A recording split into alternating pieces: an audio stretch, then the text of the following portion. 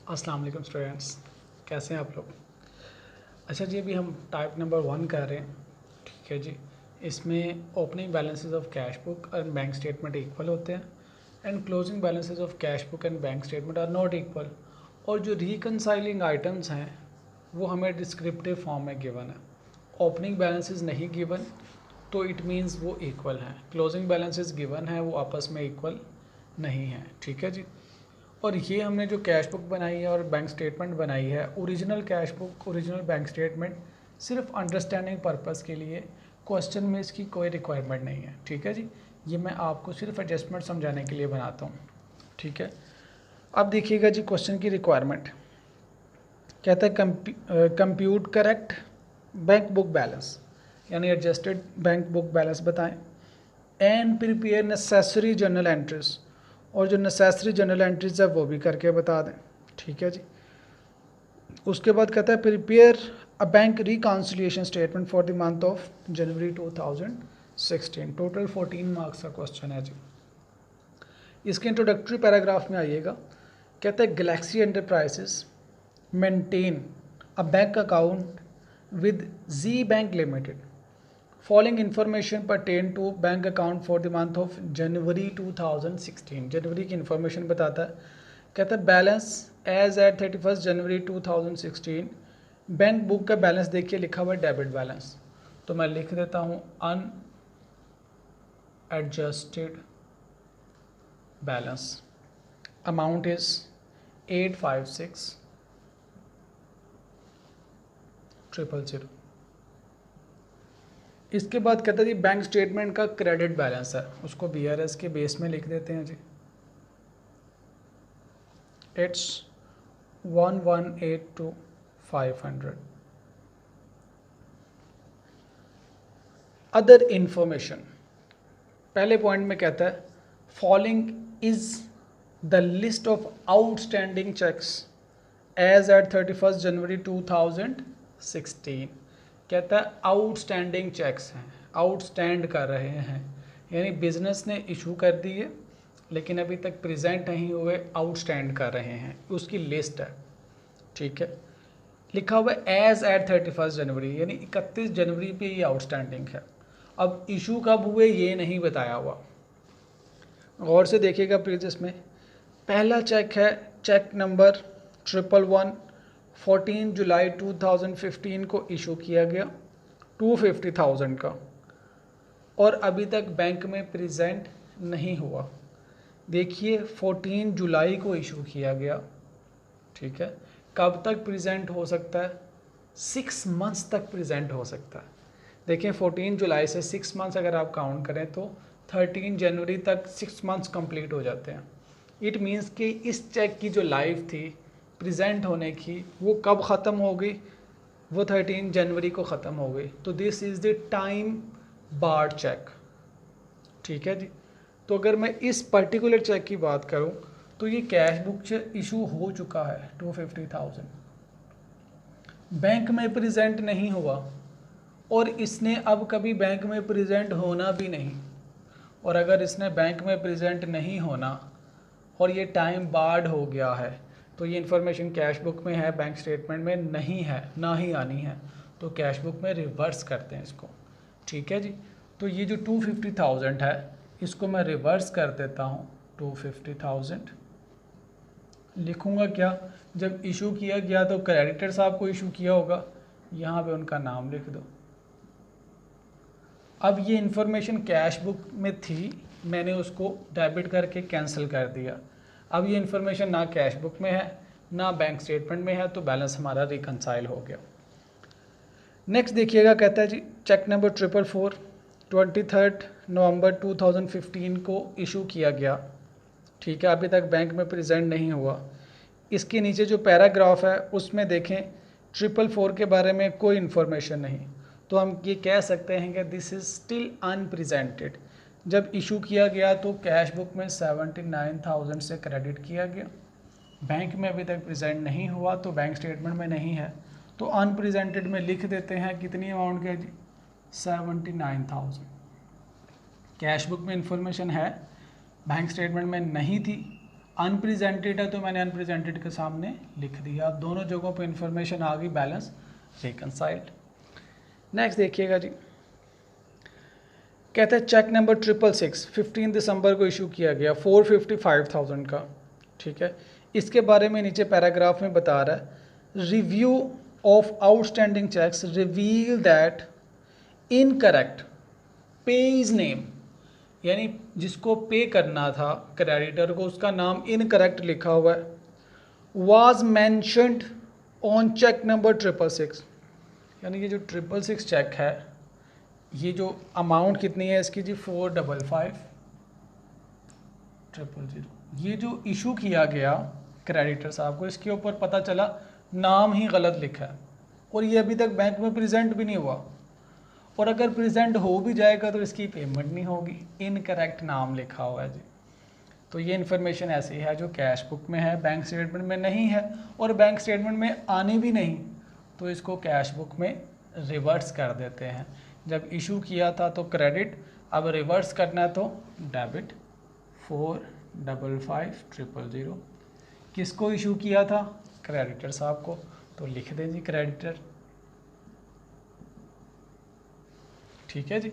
तो ये information bank statement में है ही नहीं, ना ही कभी आनी है, क्योंकि गलत नाम लिखा हुआ है, और कैश बुक में था क्रेडिट साइड पे, अब मैंने डेबिट करके इसको कैंसिल कर दिया, तो ये इन्फॉर्मेशन अब कैश बुक में से भी ख़त्म हो गई, तो हमारे बैलेंसेस रिकनसाइल्ड।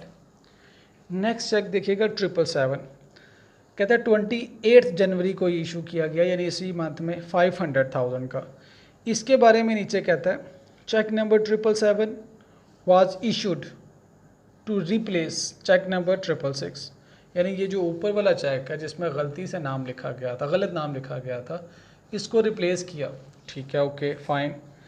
कहता है the difference of 45,000 represent payment against another advice, कहता है ये जो 450,000 का चेक था इनकरेक्ट जिस पे नाम लिखा था, इसको रिप्लेस किया आपने, लेकिन देखें जो रिप्लेस हुआ चेक उसकी अमाउंट है 500,000, तो जो 4,500 का डिफरेंस है ये फर्दर उन्होंने कुछ, हमने कुछ उनसे परचेजेस की तो उसकी भी पेमेंट शामिल है, तो कोई इशू नहीं। 4,455 का उनका कैंसिल हो गया चेक और नया 500,000 का इशू किया, और उस नए चेक में जो फर्दर 45,000 की परचेजेस थी वो भी शामिल हो गई थी, तो कोई इशू नहीं। पहले हमने उनके 455,000 पैसे पे करने थे, अब हमने 45,000 की और परचेजेस कर ली, तो टोटल हमने 500,000 इनको पे करने थे, ये वाला पिछले चेक की अमाउंट, और 45,000 नई हमने उससे परचेजेस की, तो जो पुराना कैंसिल करके नया चेक दिया गया वो 500,000 का दे दिया गया, तो गुड, उसमें दोनों चीज़ें कवर होगी, पुराने पैसे भी और नई परचेजेस के पैसे भी, ठीक है। और कहता है ये स्टिल अनप्रेजेंटेड है, यानी यहाँ से इशू हो चुका हुआ है 500,000, स्टिल अनप्रेजेंटेड है, तो अनप्रेजेंटेड है तो इसमें लिख दें प्लस 500,000, ठीक है। तो ये सारे चेक हमने डिस्कस कर लिए। नेक्स्ट आइएगा पॉइंट नंबर 2 में कहता है cheques outstanding for more than 6 months are not honoured by the bank. तो पाकिस्तान में ये लॉ है 6 महीने से पुराना कोई चेक होगा तो बैंक ने उसको विड्रॉ, इसको ऑनर नहीं करना, तो ये उसने लिख दिया, ना भी लिखा होता तो तब भी हमने ऐसे ही करना था। ये बेसिकली जो टाइम बार्ड चेक हुआ है हमारा 14 जुलाई को जो इशू किया गया था उसके बारे में लिखा गया। नेक्स्ट देखिएगा जी, कहते हैं डिटेल ऑफ अनक्लियर्ड चेक। अनक्लियर्ड कौन से होते हैं? जो अनकलेक्टेड हैं, अभी तक वो क्लियरिंग प्रोसेस में है, क्लियर नहीं हुए। एज एट 31 जनवरी 2016 वो आर एज फॉलोस। अब नीचे कुछ चेक्स हैं उसके ऊपर डेट्स लिखी हुई हैं, 8 अक्टूबर, 3 दिसंबर, 26 दिसंबर, 31 जनवरी।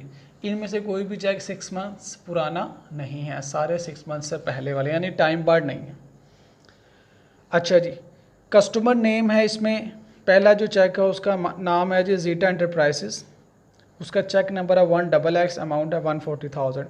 इसके बारे में नीचे पहले बुलेट में बताया गया है cheque number 1XX was dishonoured on 28 January 2016।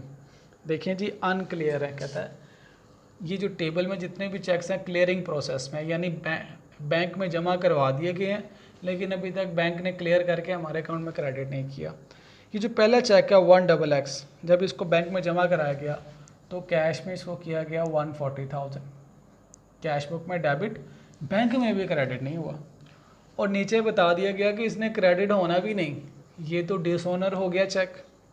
अगर डिसऑनर हो गया है तो इस इंफॉर्मेशन ने कभी भी बैंक स्टेटमेंट में नहीं आना, कैश बुक में लिखी हुई है इन्फॉर्मेशन। तो there is a difference between cash book and bank statement because of this 140,000। तो बैंक स्टेटमेंट में आना नहीं, कैश बुक में लिखा हुआ डिसऑनर हो गया तो इसको अब कैश बुक में रिवर्स कर दें। डेबिट था उसको क्रेडिट कर देते हैं 140,000।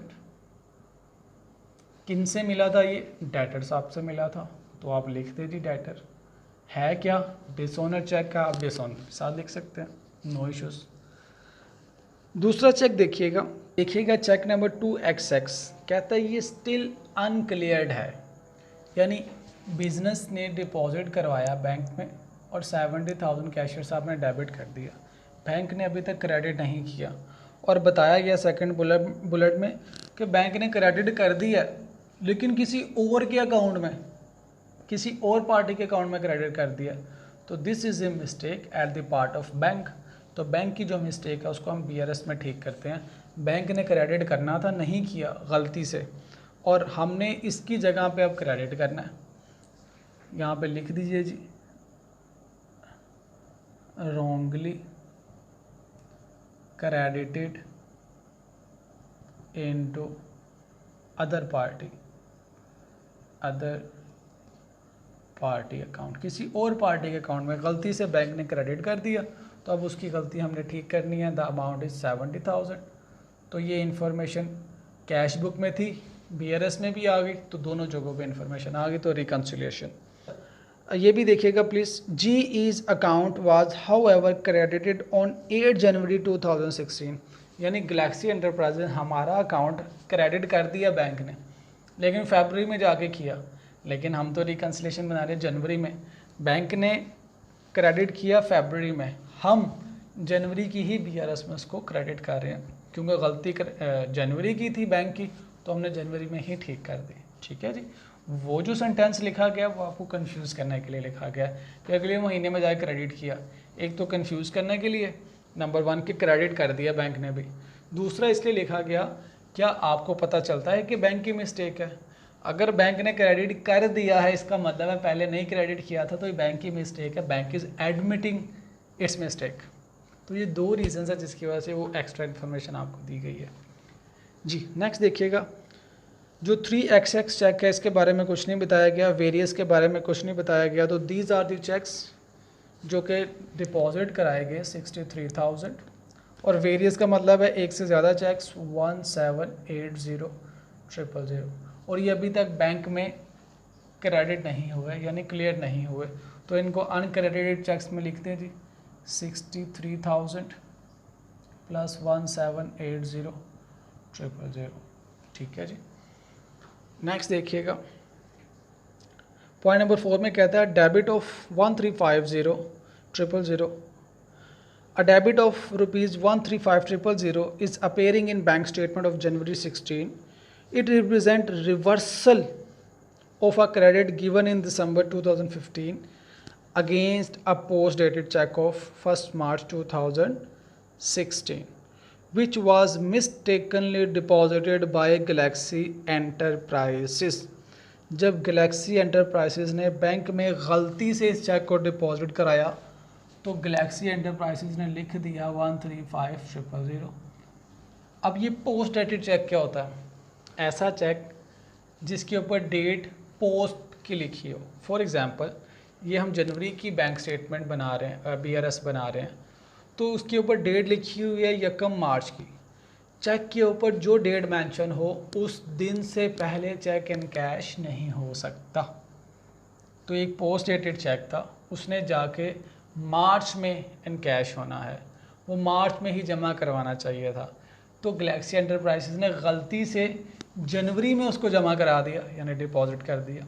ठीक है, और कहता है बैंक ने उसको क्रेडिट किया और फिर रिवर्स करके उसको डेबिट भी कर दिया। यानी देखिएगा प्लीज़, कहते हैं a debit of 135,000 is appearing in bank statement आगे कहता है it represent reversal of a credit given in December. Bank ने इसको गलती से दिसंबर में क्रेडिट किया और जनवरी में डेबिट करके रिवर्स कर दिया, यानी इन्फॉर्मेशन अब बैंक स्टेटमेंट में नहीं है। एक दफ़ा क्रेडिट दिसंबर में और डेबिट जनवरी में, यानी ये इन्फॉर्मेशन बैंक स्टेटमेंट में से कैंसिल हो गई। कैश बुक में कहता है, कैश बुक के बारे में वो खामोश है। कैश बुक में कहता है जी गलती से जमा कराया गया था, गलती से जमा कराया गया था 135,000 गलती से डेबिट किया, तो ये इन्फॉर्मेशन बैंक स्टेटमेंट में तो है नहीं, कैश बुक में स्टिल एग्जिस्ट कर रही है। तो इसको क्या करें, कैश बुक में से भी ख़त्म कर दें। 135,000 किन से मिला जी, डेटर साहब से मिला होगा। तो ये हमारी अमाउंट रिकनसाइल हो गई। नेक्स्ट देखिएगा प्लीज़, 5वें में कहते हैं A reconciling item of 9,000 is appearing in bank reconciliation statement from December 2015। reconciling item क्या होती है, ये जो reconciling items हैं, ठीक है जी, कोई एक reconciling item कहता है दिसंबर से चलती हुई आ रही है, कितनी अमाउंट की, 9,000 की, पता नहीं चल रहा किस चीज़ का फ़र्क है। कहता है it represent the difference between cheque of 54,000 receive from a customer. कहता है ये जो 9,000 इट इज़ अ डिफरेंस, किस चीज़ का difference, between check receive from a customer, customer से जो चेक रिसीव हुआ 54,000 का, and recorded by Galaxy enterprises 45,000, और गैलेक्सी साहब ने क्या किया 45,000 से इसको रिकॉर्ड किया। The error could not be identified in December, दिसंबर में पता नहीं चल सका क्या गलती है, तो अनआइडेंटिफाइड एरर दिसंबर में नहीं पता चल सका तो जनवरी में पता चल गया। जब कस्टमर से चेक मिला 45,000 का, ठीक है, तो 54,000 का जी, जब कस्टमर से चेक मिला 54,000 का और लिखा गया 45,000, ठीक है, बेशक दिसंबर की कैश बुक, हम तो कैश बुक की बात कर रहे हैं, लिखना था 54,000, लिख दिया 45,000, कम लिख दिया 9,000 से, तो अब क्या करेंगे, कैश बुक का एरर है, एडजस्टेड कैश बुक में ठीक कर दें, लिख दें जी 9,000, क्या लिखेंगे, सस्पेंस अकाउंट। जब पता ना हो कि किस अकाउंट को डेबिट करना है क्रेडिट करना है, सस्पेंस लिख दें, या लिख दें जी लेस रिकॉर्डेड इन दिसंबर, ठीक है। नेक्स्ट देखिएगा जी, following debit advices dated 29 January were received by the Galaxy Enterprises in February 16। पहला क्या है जी, bank charges amounting to ₹8500, bank ने कोई 8500 के चार्जेस काटे हुए हैं, कैशियर साहब को नहीं पता, अब एडवाइस आई तो पता चल गया, तो एडजस्टेड कैश बुक में रिकॉर्ड कर दें 8500 बैंक चार्जेस। अब ये इंफॉर्मेशन दोनों जगहों पे लिखी गई, रिकन्सिलिएशन हो गई। नेक्स्ट देखिएगा, एक और डेबिट एडवाइस है 120,000 for annual subscription against outstanding instructions. एक बैंक ने सब्सक्रिप्शन भी पे की है और उसकी डेबिट एडवाइस भिजवा दी है, कैशियर साहब को नहीं पता था, अब डेबिट एडवाइस आई तो पता चला, तो एडजस्टेड कैश बुक में रिकॉर्ड कर दें 120,000 क्या है जी, सब्सक्रिप्शन है। तो दिस वाज द क्वेश्चन। अच्छा सवाल है जी, गैलेक्सी एंटरप्राइजेज रिसेंट अटैम्प्ट्स में आया है, इसकी ज़रा एक एक एडजस्टमेंट को अच्छी तरह से समझ के कीजिएगा, थोड़ा डेटा ज़्यादा है, हैंडल करने का इशू है।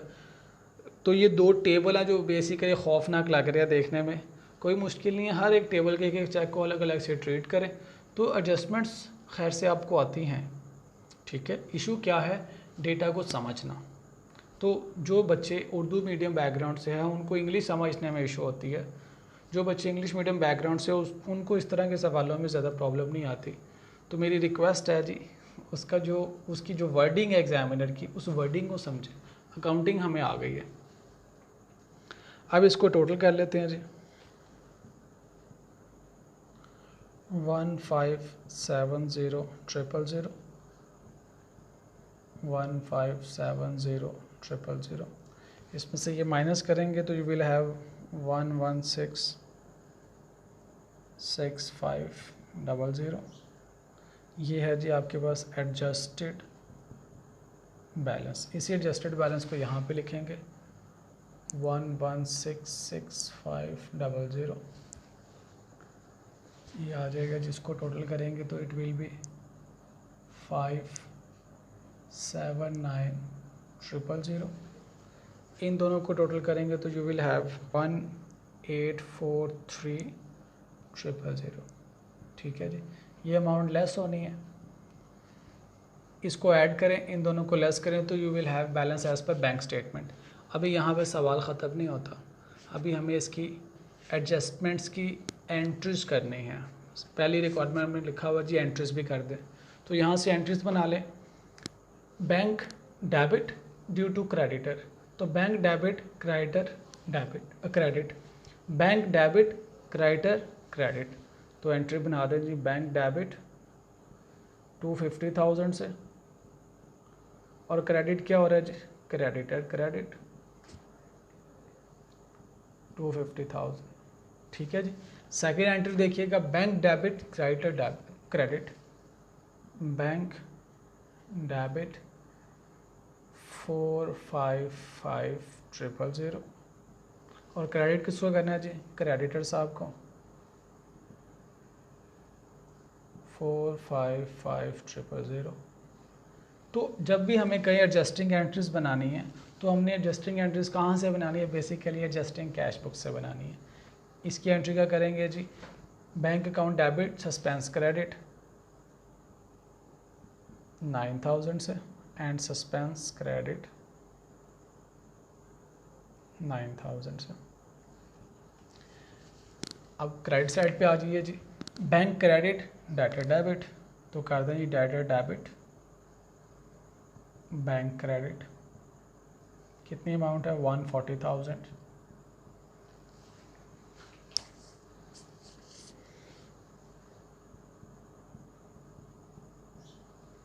नेक्स्ट देखिएगा जी again bank credit debtor debit, तो कर दें जी डेटर को डेबिट कर दें, amount is 135,000 and bank is crediting.